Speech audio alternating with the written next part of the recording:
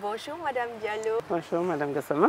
Merci beaucoup d'avoir accepté de faire cet entretien avec nous. Vous êtes présidente de l'association des juristes sénégalaises. Oui. C'est ça. Nous vous remercions d'avoir accepté de faire cet entretien avec nous et nous vous transmettons les salutations du professeur Moussa Lo, coordonnateur de l'Université virtuelle du Sénégal et de ses différentes équipes qui sont concernées par cette activité. Merci beaucoup. À l'Université virtuelle du Sénégal, depuis mars 2021, nous cherchons à comprendre les rapports sociaux de sexe dans le monde académique et scientifique à travers ces entretiens qui seront aussi des moments de mentorat pour nous. Je suis accompagnée par deux étudiantes qui se présenteront tout à l'heure. Moi-même, je suis enseignante-chercheur en sociologie à l'Université virtuelle du Sénégal et je suis chef de division recherche, valorisation et innovation. Et dans les activités genre, on a initié cette série d'entretiens. Dans un premier temps, chère Madame Diallo, présidente de l'Association des juristes sénégalaises, nous vous laisserons restituer librement votre parcours. Et pour mieux le comprendre, nous allons vous demander des précisions. Pouvez-vous, chère présidente de l'Association des juristes sénégalaises, nous parler de votre parcours académique et de leur résonance dans votre vie personnelle et familiale? Pouvez-vous aussi, chère madame, nous parler de votre parcours scolaire et académique ainsi que du lien que vous faites entre votre parcours et vos origines familiales? Merci beaucoup, Madame le professeur. Merci. Je vous prie de transmettre également au professeur Lo mes remerciements et mes salutations, ainsi qu'à tous vos collègues et vos étudiants et étudiantes. Je vous remercie pour l'intérêt que vous portez à ma modeste personne. Femme leader, je trouve que c'est un peu fort pour moi, mais je l'accepte puisque vous me l'offrez. Alors moi, je suis une Sénégalaise, je dirais, une Dakaroise d'origine originaire du Fouta, mais née et grandie à Dakar, où j'ai fait mes études. J'ai grandi à Dakar, comme j'ai dit, de père fonctionnaire et de mère ménagère à la maison. Je suis la cinquième d'une fratrie de 7 enfants. Et j'ai des frères et des sœurs à Dakar. J'ai été, comme tous les enfants de mon époque et de mon ethnie, je suis d'ethnie toucouleur. Et comme tous les enfants de mon ethnie et de ma condition sociale, j'ai commencé d'abord à l'école coranique à l'âge de 5 ans. Et à 7 ans, on a été à l'école primaire. L'école primaire qui se trouve dans le quartier de Bentali, actuellement appelé Bentali, mais avant c'était le Grand Dakar. Et c'était juste après la route des Puits, c'est-à-dire aujourd'hui l'avenue Bourguiba. Donc j'ai fait mes études primaires là-bas, à l'école Route des Puits, devenue école biscuiterie de la Médina. Et c'est la seule primaire que j'ai fréquentée jusqu'à l'entrée en 6e et le CEP. J'ai été au lycée Blaise Gagne, j'ai été affectée au lycée Blaise Gagne, où j'ai fait également toute ma scolarité jusqu'au bac en 1974. J'ai eu mon bac en 1974. Et du lycée, j'ai été orientée à la faculté de droit et sciences économiques à l'époque. C'était la faculté de droit et sciences économiques de Dakar, où également j'ai fait mon cursus jusqu'à la maîtrise. À l'époque, c'était la maîtrise de droit qu'on faisait en 4 ans. Et après la maîtrise, j'ai dû continuer le DEA. J'ai fait le DEA en option judiciaire. J'ai fait tous les enseignements du DEA, mais c'était l'année où le DEA était réformé. Avant, le DEA était fait en 1 an. À partir de 1980, c'était porté à 2 ans. Et cette période intermédiaire a fait que je n'ai pas passé l'examen, mais j'ai fait les cours. Donc, à l'issue de ça, j'ai fait le concours d'entrée à l'École nationale de police. Un corps qui venait juste d'être ouvert aux femmes. La première cohorte de femmes à la police a été recrutée en octobre 80 ou 81, je crois. 81. Et moi, avec ma maîtrise, je suis venue en 82. Et là, c'était avec la maîtrise de droit. Et j'ai été la première promotion, moi et une autre, Kodou Camara, qui ont réussi au concours des élèves commissaires de police femmes. Alors, par rapport à ma vie privée, donc je dois dire que, comme j'ai dit au début à l'entame de mon discours, que je suis d'ethnie toucouleur. Traditionnellement, j'ai eu une éducation traditionnelle, toucouleur, alpulaar, avec les valeurs que ça fait. Et dans cette ethnie, généralement, les filles se marient très tôt. Les filles se marient très tôt et je me souviens que ma maman, au début, elle ne voulait même pas que j'aille à l'école puisque l'aînée de la famille, qui est de 9 ans plus âgée que moi, n'a pas fait l'école. Elle, on l'a envoyée chez sa grand-mère qui l'a élevée. Et moi, quand je suis venue après 3 garçons, ma mère tenait à m'éduquer à sa façon comme une bonne maîtresse de maison et pas aller à l'école. Donc c'est mon père qui a insisté, qui a dit non, c'est là, elle va aller à l'école. L'autre, c'est ma maman qui me l'a pris, je n'y peux rien, mais elle a dit elle fera l'école. Et c'est comme ça que j'ai fait l'école. Et donc, un peu pour vous dire que ma mère n'a rien fait pour que j'aille très loin. C'est par chance et par disposition naturelle que j'ai pu faire mes études sans problème. Mais elle tenait toujours à ce que je me marie tôt. Et ça également, c'est grâce à mon père que ça n'a pas eu lieu. Mais quand même, je me suis mariée en terminale, disons à 20 ans. Donc à 20 ans, j'ai accepté de me marier parce que dans notre milieu, c'est un peu particulier. Donc, je suis mariée à 20 ans. Je faisais le bac cette année-là, les vacances avant le bac. Et voilà, le bac, je l'ai passé chez moi. Et juste après avoir accouché, mon fils est né. Donc, j'ai eu la chance.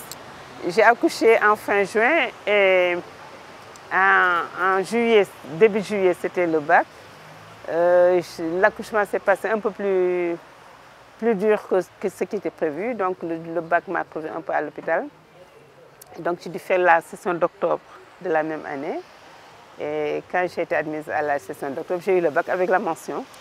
Et ça m'a permis d'enchaîner tout de suite. Ça veut dire que cette année-là, je n'ai pas eu de vacances. Donc voilà, l'accouchement en fin juin, l'hospitalisation pour la réparation des dégâts. Et puis voilà, le bac en octobre. Et j'ai enchaîné avec l'année scolaire universitaire. Voilà à peu près mon cursus. Et donc j'ai passé toute ma scolarité supérieure chez moi, en étant une maîtresse de maison. J'ai fait pendant les 4 ans de ma maîtrise, j'ai fait 2 enfants. Et donc avec le premier, voilà. Bravo Madame Diallo pour ce brillant parcours où vous avez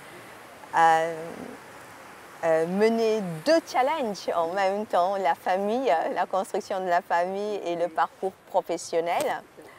Et donc, si vous pouvez un petit peu revenir sur pourquoi est-ce que vous avez choisi la police, le concours, puisque ça venait d'ouvrir, c'était pas très bien connu. Alors, ça venait d'ouvrir, ça c'était nouveau. Aux filles. Ouais, aux filles. Et en fait, la deuxième raison, c'était que vous savez, dans les années 80, en 80 par exemple, c'était avec les ajustements structurels du FMI, les contraintes, qui faisaient qu'il y avait peu de recrutement dans la fonction publique à cause des des problèmes de contrôle de masse salariale des États et autres. Parce qu'avant, quand on avait la maîtrise en droit, on était admis à l'ENAM sur dossier. On produisait son dossier, on était admis pour faire la magistrature. C'est cette année-là que le concours a été instauré. Et quand il a été instauré, il y avait très peu de place. Donc pour tout le concours, et encore nous, parce que nous, je me rappelle, notre promotion, on était une petite cinquantaine, mais on devait recruter 10 personnes. Il n'y avait que 10 places pour la magistrature. Et comme quand j'ai fait le concours, je n'ai pas eu la chance de réussir, je me suis classée 11e sur 50 et on prenait 10. Donc ce qui fait que je l'ai raté. Et quand je l'ai raté avant la prochaine session, le décret qui ouvrait le corps de la police aux femmes était sorti. Et comme j'ai dit, il y a toujours un peu de prédestiné peut-être, parce que je suis moi-même fille de policier, mon père est policier, et j'ai un grand frère également qui est officier de police, qui me dit, tiens, le corps est ouvert aux femmes, mais titulaire de maîtrise et tout, est-ce que tu ne veux pas faire commissaire de police? Au début, je n'étais pas très emballée. Mais bon, ma mère même m'a encouragée, me disant il faut bien que quelqu'un quand même suive les pas de votre père, etc. Elle m'a encouragée et j'ai dit bon, allons-y et j'ai fait le concours. C'est ça qui m'a un peu amenée à faire le concours. Donc je suis d'un milieu, du côté familial propre, mon père est policier, mon grand frère l'est. Du côté de ma belle famille, mon beau-frère, mes deux beaux-frères sont des gendarmes, sont des officiers de gendarmerie. Donc on est un peu habitué au corps habillé, quoi. Voilà. Hein. Comme vous voyez, il y a toujours un lien entre notre parcours et les origines familiales. Il y a beaucoup d'influence en tout cas. Il y a une certaine influence. Tout à fait. Même l'admiration que vous aviez pour votre père vous a certainement oui, surtout que surtout qu'on l'avait perdu quand j'étais en deuxième année de droit. Et je sais que c'est quelqu'un qui avait beaucoup fait pour que j'étudie et tout et tout. Et c'est un papa aussi que j'admirais beaucoup. Donc voilà. Merci beaucoup Madame Diallo pour ces premières précisions qui nous permettent de mieux comprendre votre parcours. Chère présidente de l'Association des juristes sénégalaises, donc l'AJS, l'Association des juristes sénégalaises, a été créée en 1974 par d'éminentes femmes. On pourrait citer Mama Diop, qui était la première femme Premier ministre du Sénégal, Maïmouna Kane et d'autres qui étaient ministres sous Senghor, ou en tout cas responsables qui étaient des cadres supérieurs. L'une était conseiller technique numéro 1 de Abdou Diouf, qui était Premier ministre à l'époque, et l'autre était directeur de cabinet de Amadou Karim Gaye, qui était président du Conseil économique et social de l'époque. Et donc, l'émission de cette association, Association des juristes sénégalaises, a pour mission de faire reconnaître et respecter les droits des femmes et des filles, mais également d'éradiquer toute forme de discrimination à l'égard de ce groupe cible. Tout à fait. Vous y avez milité depuis votre maîtrise de droit et vous y présidez depuis votre retraite en votre qualité de commissaire de police en 2019. Pouvez-vous nous en dire davantage sur cette association qui a été présidée par d'éminentes personnalités, nous dire les grandes lignes, ce qu'on fait et ce que vous faites, l'orientation que vous lui avez donnée? Alors, merci beaucoup. Donc, comme vous l'avez dit, l'AJS a été créée en 1974 par ces éminentes juristes que vous venez de citer, Mame Madior, Maïmouna Kane, Madeleine Devez et Tamaro Touré. Alors, je vous ai dit qu'en 1974, c'est l'année où j'ai eu mon bac, donc j'étais encore pas membre. Et à l'époque, c'était une amicale entre 4 juristes, des amis et collègues qui ont réfléchi à la veille de Bézigne 75 à ce qu'elle pouvait amener comme contribution dans la promotion des droits de la femme. Parce que Bézigne 75, c'était vraiment pour la promotion et la défense des droits de la femme. Ça, c'était une conférence mondiale. Et suivant leur spécialité de juristes, elles ont revu les textes nationaux sur les dispositions sociales, juridiques et familiales tout ce qui était discriminatoire à l'égard de la femme, tout ce qui portait un préjudice aux droits de la femme. Et elles ont fait ce recensement-là et ont porté le plaidoyer aussi bien au niveau des autorités nationales qu'au niveau international. Elles ont eu beaucoup de succès, elles ont engrangé pas mal de réussite dans ces plaidoyers-là, qui ont vraiment abouti à des réformes légales et réglementaires de beaucoup de textes. Et amical, c'est passé au statut d'association, donc ouvert à tous les juristes. C'est-à-dire la seule condition, c'était vraiment d'avoir au minimum la maîtrise de droit. Donc il fallait avoir la maîtrise en droit et adhérer, avec une lettre de motivation et un CV. Donc quand c'est devenu vraiment une association, ça a été ouvert à tout le monde, enfin aux juristes. Et je dois dire qu'au début, c'était un cercle d'amis qui s'agrandissait parce qu'après ces 4 pionnières, il y a eu la génération de Dior Falso, la première femme comme procureure de la République. Il y a eu la première femme avocate, Mamba Signan, et d'autres juristes du privé et du public également. Et moi, quand j'ai eu ma maîtrise, ma promotion, celle avec qui j'ai eu la maîtrise et qui avait opté pour d'autres professions que moi, ont peut-être tout de suite adhéré. Je parlais de celles qui avaient opté pour être notaire, celles qui avaient opté pour être avocate ou cadre juridique dans l'entreprise. Celles-là avaient tout de suite adhéré à l'association. Et moi, vu le corps que j'avais intégré, qui comportait une obligation de réserve très, très large, je ne pouvais pas être une militante active, vu l'obligation de réserve qui m'incombait. Et donc, et comme également c'était nouveau, les femmes, c'était nouveau, nous venions comme étudiantes dans un corps, comme des femmes cadres, titulaires déjà d'une maîtrise, avec donc une certaine ouverture d'esprit, une certaine indépendance surtout, ce qui n'est pas très favorable dans un corps de commandement. Et donc, il fallait qu'on s'impose, même si on voulait exprimer toutes nos libertés, il fallait quand même respecter également l'obligation de réserve. Et donc, j'ai dû patienter jusqu'à passer mes premières années de service. Et en 1994, donc, quand je suis revenue de mon premier poste d'affectation de Saint-Louis, j'ai été fortement encouragée par Dior Falso et une autre amie à moi, Nafissatou Diouf, maître Nafissatou Diouf, avocate. Et j'ai adhéré tout en étant vraiment dans le corps de commandement. Parce que le statut du corps de la police à l'époque permettait aux policiers d'être membres d'associations culturelles et sportives. La seule limite, c'est qu'ils ne pouvaient pas être dans le bureau et ne pouvaient pas faire du fundraising. Et donc, on pouvait quand même prendre notre carte d'adhésion, cotiser, participer aux réunions, aux réflexions, mais sans faire d'activité au grand public. Et donc, forte de cet article 28 de notre statut, j'ai adhéré. Donc, j'ai adhéré et j'ai respecté également les conditions jusqu'à ce que vraiment j'atteigne l'âge de la retraite et me libère un peu des contraintes de réserve. Et merci beaucoup, Madame Diallo, présidente de l'Association des juristes sénégalaises.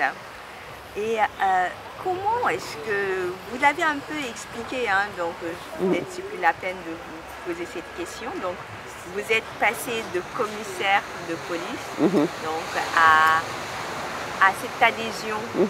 Donc, vous avez un peu expliqué tout à l'heure que bon, vous étiez un peu ouvert, donc vous étiez confronté à certaines difficultés par rapport à ça. Mais est-ce qu'il y a d'autres choses qui vous ont incité à vous engager davantage?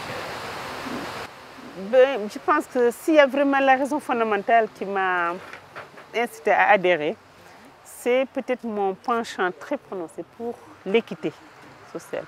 J'ai toujours eu horreur de l'injustice, de l'oppression, etc. Étant toute petite, je me rappelle, j'aimais bien avec mes amis jouer aux arbitres, aux juges quand on était en groupe et qu'il y avait un problème, que j'aimais bien dire que tu as raison, c'est toi qui as eu tort, etc. Donc, je n'aime pas l'injustice et l'oppression. Et ça m'a poursuivi toute ma carrière de commissaire de police. J'ai essayé de faire valoir cette philosophie-là. Et je pense que je l'ai réussi de façon un peu plus. Et j'ai vu également que les femmes, la vie sociale m'a permis de voir comment les femmes dans notre monde, je dis c'est pas propre au Sénégal, étaient vraiment opprimées, soit inconsciemment, et qu'elles acceptaient même quelquefois de façon inconsciente qu'elles soient spoliées de leurs droits, qu'elles ne soient réduites au second rôle, qu'elles n'aient pas droit à la parole, à la prise de décision. Nulle part, bon, sans me révolter, je trouvais injuste et pas progressif pour notre société. Et donc, moi, j'ai toujours eu dans le conseil d'administration de l'AGS où je siégeais, on a toujours eu des discussions assez approfondies sur les différentes questions. Et également, vous savez, l'AGS, elle, d'abord ça, c'est la recherche fondamentale, c'est son credo, c'est-à-dire fouiller les textes, voir comment les améliorer, qu'est-ce qui était discriminatoire à l'égard des femmes et de l'enfant, et voir comment les améliorer en proposant aux institutions des propositions de réforme, etc. Également réfléchir sur ce qui pouvait promouvoir l'état de droit, réduire l'inégalité entre hommes et femmes, parce que ça également, c'est ça le problème. À l'époque, on peut voir entre une femme fonctionnaire et un homme, même diplôme, même qualification, même emploi, il y avait une différence de salaire. Parce que, simplement, dans les textes, la femme est considérée comme célibataire sans charge familiale. Et l'homme avait tous les avantages familiaux. Donc, réduction du taux des impôts, avantage de prise en charge de la femme, de ses enfants. Et la femme qui cotise n'a pas ça. On trouvait que ce n'était pas normal. Donc, on s'est battu. On avait, je dois dire également à l'AGS, il y a tous les corps de métiers du droit. Il y a les juristes du privé, public, fiscalistes, notaires, etc., droit du travail et tout. Et donc, on s'est battu avec, on a réfléchi avec les fiscalistes qu'on avait à l'époque, et dont une éminente, feu Marie-Delphine Ndiaye, qui était une fiscaliste. On a fait beaucoup de réflexions et beaucoup de plaidoyers qui ont abouti en 2008 à la correction de ces dispositions. Et à partir de 2010, par exemple, la femme sénégalaise ne pouvait pas donner sa nationalité à son mari ni à son enfant. C'était des problèmes sociaux très, très aigus qui pouvaient avoir lieu parce qu'une Sénégalaise qui va à l'étranger, qui se marie avec un étranger, ne peut pas rentrer si elle veut avec son enfant parce qu'il n'est pas sénégalais. Je disais qu'il y a quelque chose qui ne marche pas. Donc il fallait se battre. Donc voilà des dispositions que nous combattons et nous continuons à fouiller toutes les dispositions pour voir tout ce qui est vraiment discriminatoire et injuste à l'égard de la femme. Tout à fait. Et donc vous, en tant que commissaire de police, peut-être on en parlera plus davantage, c'est vrai qu'il y a 3 grands chantiers de réussite. C'est cette transmission de la nationalité, il y a la criminalisation du viol, oui. Et il y a un 3e. C'est la transmission de la nationalité, il y a la prise en charge du mari. Maintenant, la femme fonctionnaire qui dépend de la dette viagère peut prendre en charge sur le plan médical, voilà, ça, son enfant et son mari, ce qui n'était pas possible à l'époque. Alors qu'elle cotise. Enfant de divorcé, j'en voilà. ai souffert. Ah, voilà. Donc c'est pas normal. Maintenant, ça c'est les quelques grandes victoires que nous avons enclenchées. Sans compter maintenant la promotion au sein de l'entreprise contre les harcèlements. Notre plus grand chantier, c'est la lutte contre les violences, violences conjugales, les violences sexuelles, violences économiques et morales. Ça, en ce moment, c'est le grand chantier, je dirais permanent, que nous attaquons à travers nos boutiques de Troyes. Parce que quand vous êtes à la police aussi, l'accueil, comme on sait, beaucoup de femmes n'osent même pas déclarer un viol parce qu'il y a l'accueil n'est pas... l'accueil n'est pas terrible.